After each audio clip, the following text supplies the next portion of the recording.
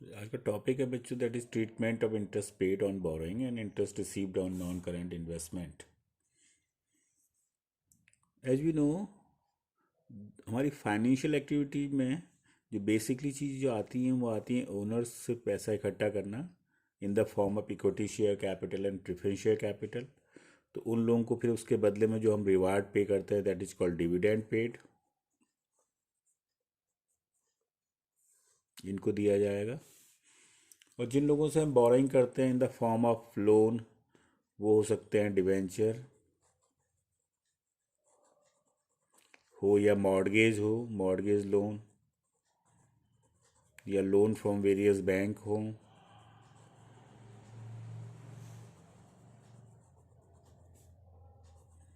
या public deposit हो। These are the method of borrowing loan या टाइप्स ऑफ लोन हैं जिनसे हम पैसा इकट्ठा करते हैं। ये आपको मालूम है कि फाइनेंशियल एक्टिविटी के अंदर इनफ्लो ऑफ कैश होता है, और इन लोगों को जब हम पैसा रिटर्न करते हैं तो ये आउटफ्लो ऑफ कैश होता है फाइनेंशियल एक्टिविटी में। लेकिन इन लोगों को जो हम रिवार्ड देते हैं that is called interest paid. तो जो लोग हमें लोन देते हैं, प्रोवाइड करते हैं, तो उन्हें हम इंटरेस्ट पे करते हैं, और जो लोग हमें कैपिटल प्रोवाइड करते हैं उन्हें अब डिविडेंड देते हैं। और ये सारी एक्टिविटीज जो हैं वो फाइनेंशियल एक्टिविटी के अंदर आ रही होती हैं। दूसरी तरफ कंपनी अपने जो एक्स्ट्रा सरप्लस फंड्स होते हैं उनको नॉन करंट इन्वेस्टमेंट में या शेयर और डिवेंचर्स में लगाते हैं। अब अगर ये ज़्यादा समय के लिए लगाए गए हैं तो नॉन करंट इन्वेस्टमेंट हो गया, और कम समय के लिए लगाए गए तो करंट इन्वेस्टमेंट है। अब जब हम किसी कंपनी में इन्वेस्ट करते हैं in the form of share और डिवेंचर, तो फिर जो हमें रिवार्ड मिलता है वो होता है इंटरेस्ट रिसीव्ड। तो when we borrow loan we pay interest, it comes under the category of financial activity. And we whenever we invest funds to other organization, we get interest, that comes under the category of investing activity. अब इसमें जो conditions आ सकती हैं, वो पहली condition तो ये हो सकती है कि आपकी बैलेंस शीट में आपको सिर्फ नॉन करंट लायबिलिटी के अंदर एक डिवेंचर दिया है, सिर्फ एक इन्फॉर्मेशन दी है जिसको आज हम पढ़ रहे हैं उससे रिलेटेड, और कुछ कहा नहीं है। तो उस कंडीशन में हमारे लोन, अगर बाई द वे इसका मतलब है कि लोन हमारा 2018 में 3 लाख से 4 लाख हो गया है बच्चों, तो इट इंडिकेट्स कि हमने लोन बोरो किया होगा। आंसर के में our loan was 3 lakh, now it is 4 lakh. What does it mean? This is a borrowing. हमने लोन ले लिया होगा। तो अगर लोन बढ़ रहे हैं इसका मतलब हम लोन ले रहे हैं। तो बोरोइंग ऑफ लोन जो है वो हमारी 1 लाख रुपए की हुई होगी इस साल ड्यूरिंग द ईयर, और उससे हमारी जो फाइनेंशियल एक्टिविटी है उसमें इनफ्लो ऑफ कैश हुआ होगा। तो ये ट्रीटमेंट होगा इसका। लेकिन दूसरी तरफ अगर क्वेश्चन में कुछ इस तरह से इंफॉर्मेशन दी हो, case 2, 12% debenture 5 lakh and 3 lakh, current year में 5 लाख है, प्रीवियस ईयर में 3 लाख था, 12% डिवेंचर दिया हुआ है आपको, और साथ में इंफॉर्मेशन दी है additional information, interest paid on this debenture is 48,000। तो इसके दो ट्रीटमेंट होंगे। एक, as our loan was 3 lakh और ये फिर 5 लाख हो गया, इसका मतलब क्या है कि सर हमने 2 लाख रुपए की इस साल बोरोइंग करी होगी। अगर लोन बढ़ रहा है इसका मतलब हम लोन बोरो कर रहे हैं, और अगर लोन कम हो रहा है तो वी आर रिपेइंग इट, वापस कर रहे हैं। तो ये बोरोइंग ऑफ लोन हुई होगी 2 लाख रुपए की। इसे हम फाइनेंशियल एक्टिविटी में प्लस करेंगे, ये सोर्स पैसा आया है, ये ए ट्रीटमेंट हो जाएगा। इन एडिशन टू दिस आपको इंटरेस्ट का अमाउंट भी दिया है 48,000 रुपीज़। जो लोन आपने लिए हैं उस पर आपने 48,000 रुपीज़ का इंटरेस्ट पे किया है। Remember, if the amount of interest is given in the question, so we just ignore the rate of interest. Then there is no need to calculate interest, and we use this amount as 48,000 rupees as which is interest paid. This relate to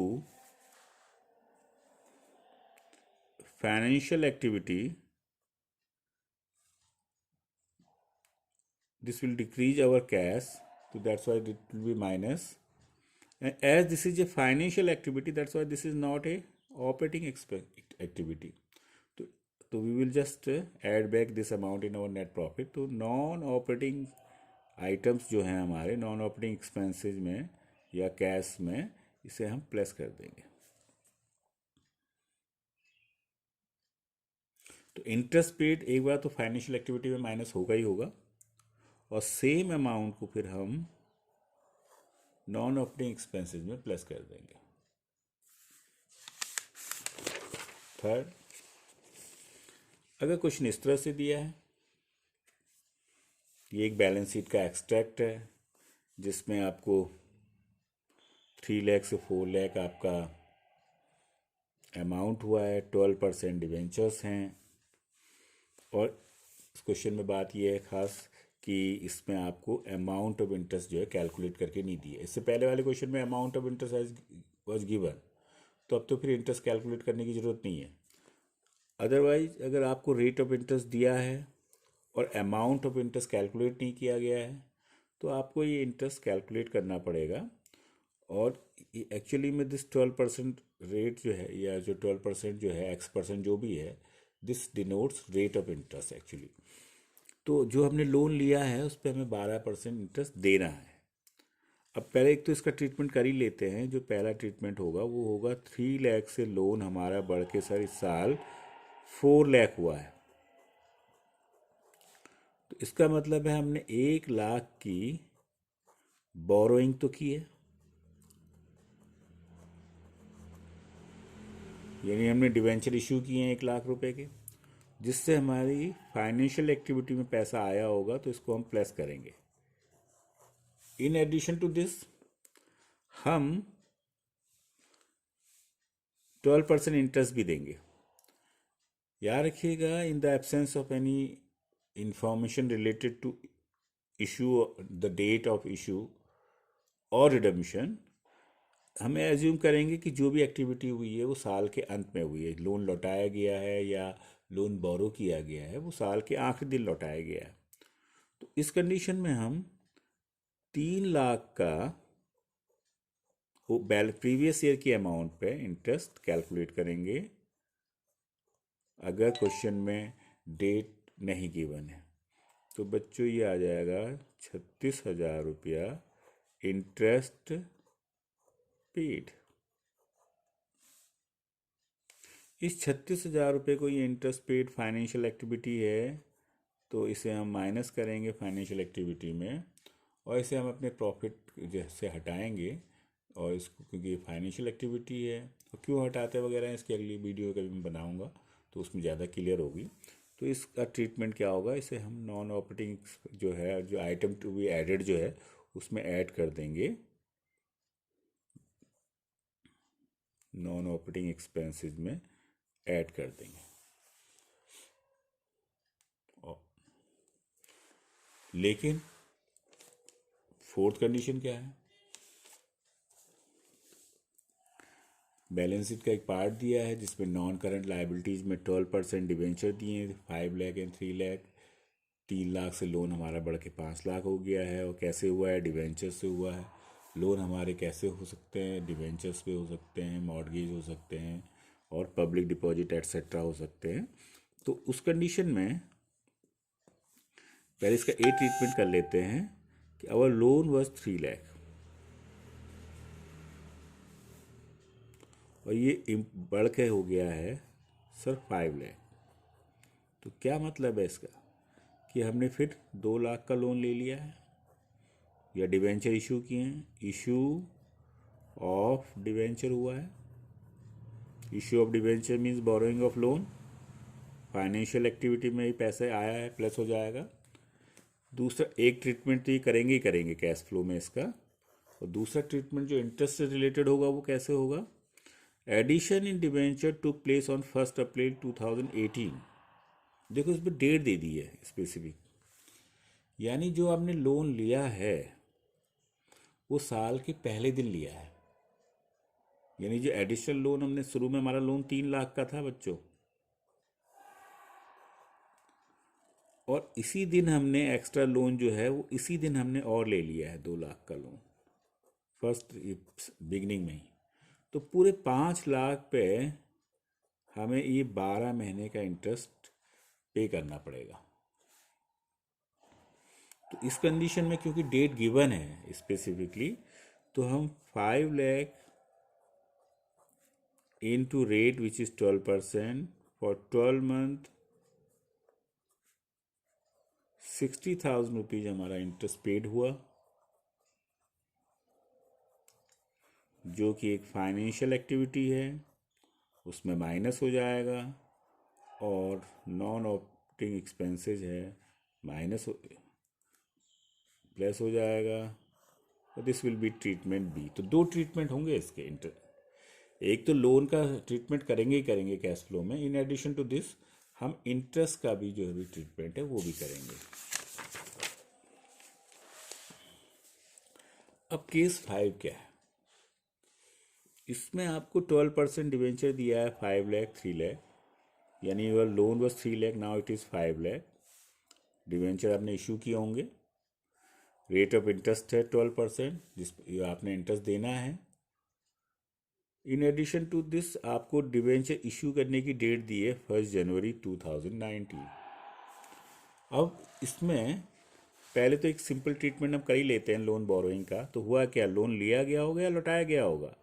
sir हमारा loan 3 lakh से 5 लाख हो गया है, तो हमने 2 लाख रुपए के loan लिए हैं, एडिशंस किए हैं, तो इशू हुआ है डिवेंचर,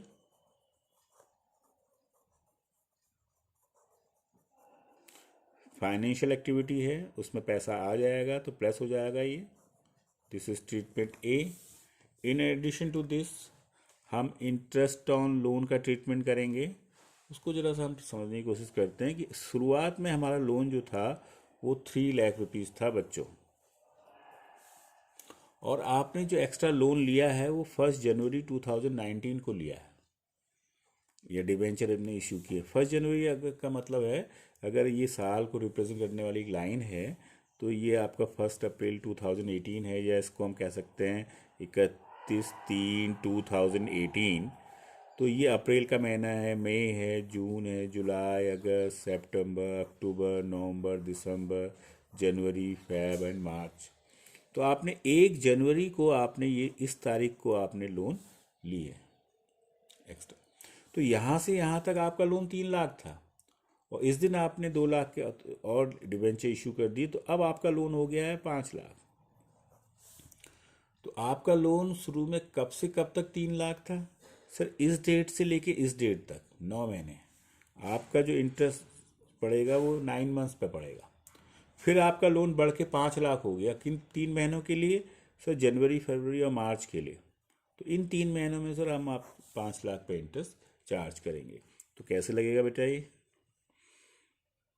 तो 3 लाख पे पहले हम इंटरेस्ट लगाएंगे 12% for 9 months.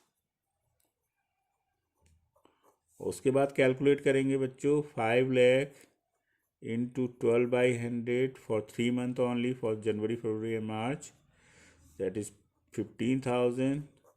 So this is our total interest 42,000, that is interest paid, as this is a financial activity।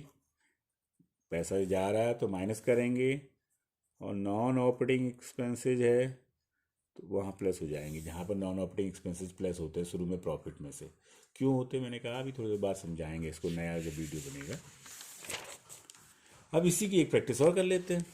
इस कंडीशन में बच्चों हमारा लोन जो था 12% डिवेंचर में दिया है 5 lakh and 4 lakh. Our loan has been decrease बेटा। तो लोन कैसे डिक्रीज हुआ होगा, हमने लोन रिपे कर दिया होगा, वापस कर दिए होंगे, डिवेंचर रिडीम कर दिया होंगे। और दूसरी बात उसने कहा डिवेंचर वो रिडीम कब हुए है, 1 अक्टूबर, डेट दी है। अगर डेट नहीं दी होती तो हम हमेशा ओपनिंग पे इंटरेस्ट लगा देंगे।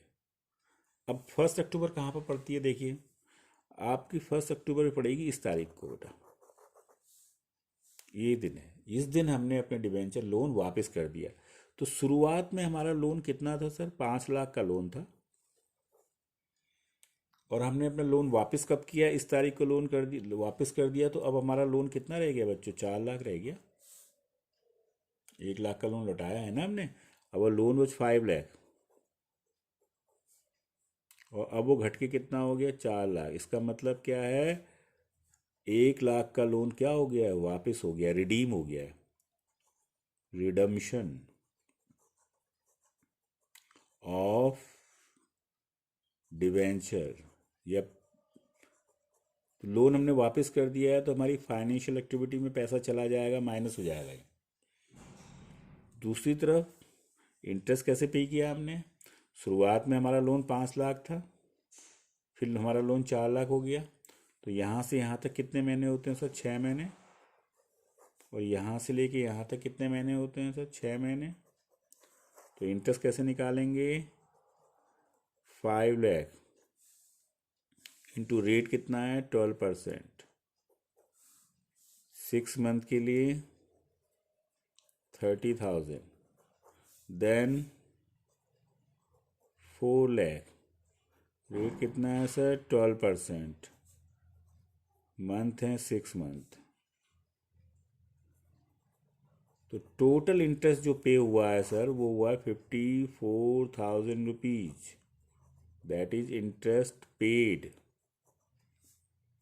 Interest paid is a financial activity, पैसे का आउटफ्लो हो रहा है तो माइनस हो जाएगा। और इसको रिमूव करेंगे तो रिमूव करने के लिए ऐड बैक करना पड़ता है, रिवर्स होता है इनडायरेक्ट मेथड में। तो नॉन ऑपरेटिंग एक्सपेंसेस हमारे प्लस हो जाएंगे। अगर बाई द समझ में नहीं आ रहा तो आप इससे पूछ सकते हैं, कमेंट करिएगा तो क्लैरिफिकेशन मिल जाएगा। 12% bank loan, this is the 7th condition. This is a extract of balance sheet. Loan आपको कहाँ मिलता है, लॉन्ग टर्म, ये आपके लॉन्ग टर्म बोरोइंग के अंदर मिलेंगे, नॉन करंट लाइबिलिटीज़ में। तो ज़रूरी नहीं हमेशा डिवेंचर हो, कुछ भी हो सकता है, मैंने कहा पब्लिक डिपॉजिट एट्सेट्रा। तो इस बार 12% बैंक लोन है, वो कितने से कितना हो गया सर, 1 लाख से 1,50,000 हो गया। व्हाट डज इट मीन, हमने 50,000 का लोन ले लिया।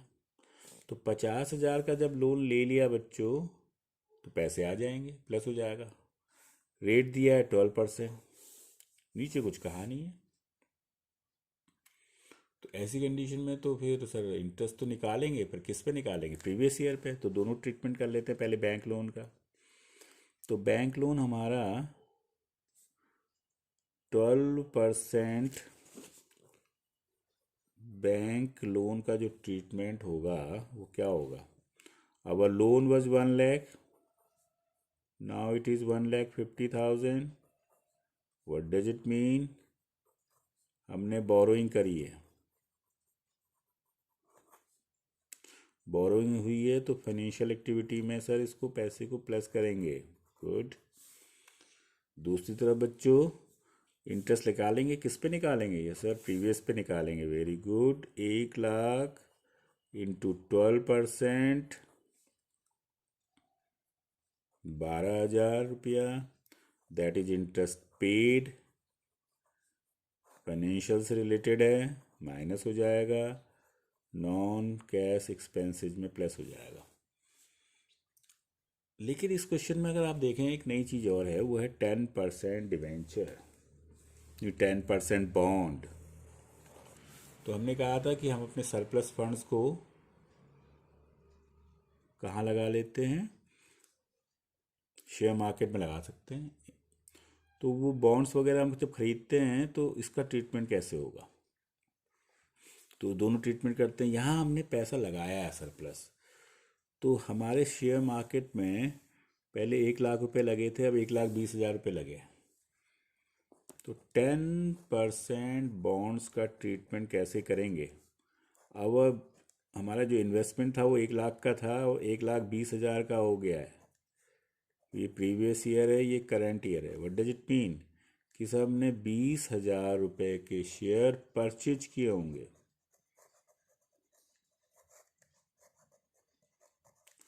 तो हमारा इन्वेस्टिंग एक्टिविटी में पैसा चला गया होगा, ट्रीटमेंट ए हो गया है। अब हमने जब पैसा इन्वेस्ट किया तो हमें इंटरेस्ट मिलेगा।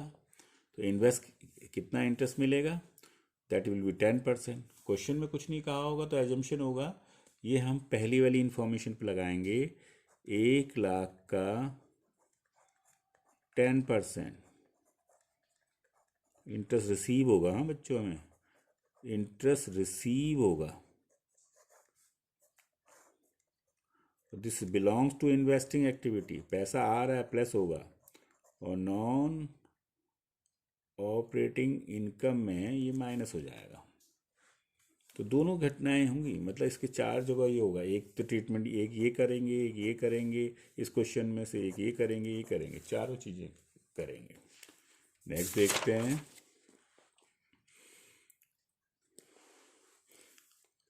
यहाँ पर बैंक लोन, आपका बैंक लोन कितना था? 2 लाख से 3 लाख हुआ है, 12%।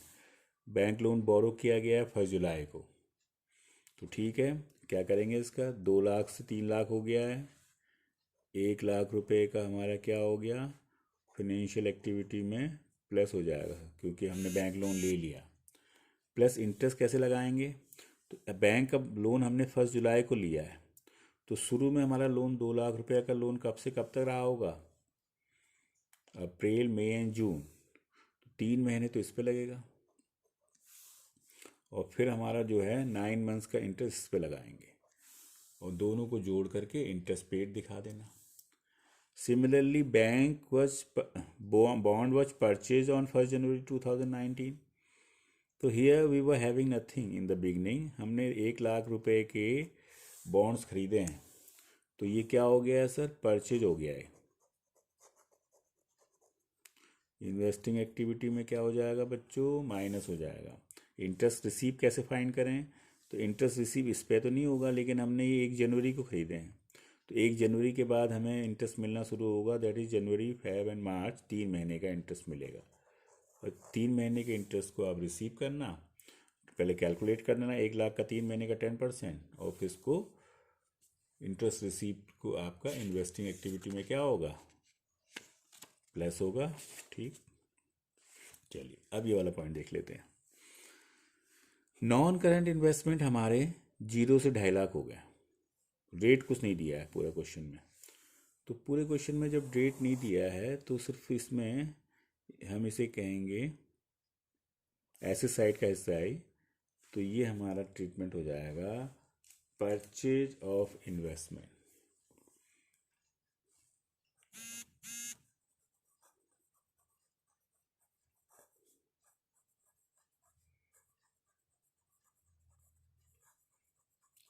कितने खरीदे हैं? पहले से सर कुछ नहीं थे, तो हमने 2.5 लाख के नॉन खरीद लिए होंगे।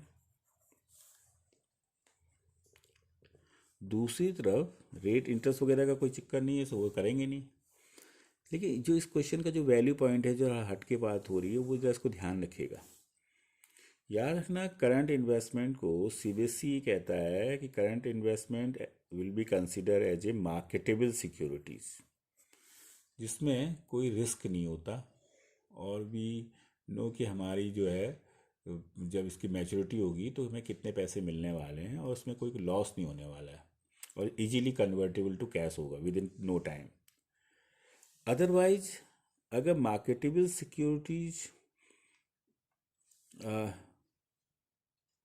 नहीं है, तो मार्केटेबल सिक्योरिटीज़ तो करंट इन्वेस्टमेंट में आ, मतलब उसमें हमारे कैश एंड कैश इक्विवेलेंट में आ जाते हैं। लेकिन इस क्वेश्चन में करंट इन्वेस्टमेंट के बारे में अगर कुछ ना कहा होता तो इसे हम मार्केटेबल सिक्योरिटीज़ मानते और करंट इन्वेस्टमेंट में लेते। लेकिन इसने कहा है कि इसमें से केवल करंट इन्वेस्टमेंट में से केवल 30,000 रुपये के जो है मार्केटेबल सिक्योरिटीज हैं जो कि करंट इन्वेस्टमेंट है।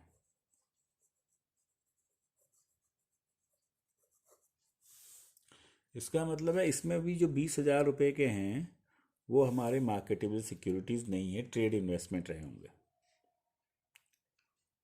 तो उनको भी हम नॉन करंट इन्वेस्टमेंट में शामिल करेंगे। यानी वो उनमें थोड़ा रिस्क है, हालांकि उन्होंने शॉर्ट टर्म पीरियड के लिए खरीदे हैं, 4 5 6 महीने के लिए रखे हैं, पर ज़रूरी नहीं है कि वो इजीली कन्वर्टेबल बिना किसी लॉस के वो कैश में कन्वर्ट हो जाएं। तो ऐसी कंडीशन में हम उसे नॉन करंट इन्वेस्टमेंट की परचेज में लेंगे। तो जो 50,000 में से 30,000 तो मार्केटेबल सिक्योरिटीज हैं, उसको तो करंट इन्वेस्टमेंट में लेंगे ओपनिंग क्लोजिंग में, जब हम cash equivalent at the beginning. जो बाकी के 20,000 हैं उनको भी इसी में जोड़ेंगे। 2,70,000 रुपये हम इन्वेस्टिंग एक्टिविटी में माइनस में दिखाएंगे। इसको दोबारा समझ लेते हैं। ऑल इन्वेस्टमेंट वेदर करंट और non current investment, remember, except marketable security are part of investing activity. तो केवल करंट इन्वेस्टमेंट का वही part cash and cash equivalent में आएगा जो कि मार्केटेबल सिक्योरिटीज होगा। बाकी को हम परचेज और sale of non current investment या इन्वेस्टिंग एक्टिविटी में दिखाएंगे। तो बेटा इसको रिवाइज कीजिए, बताइए कि इसमें कितना समझ में आया नहीं आया और कौन सा टॉपिक क्लियर करना है।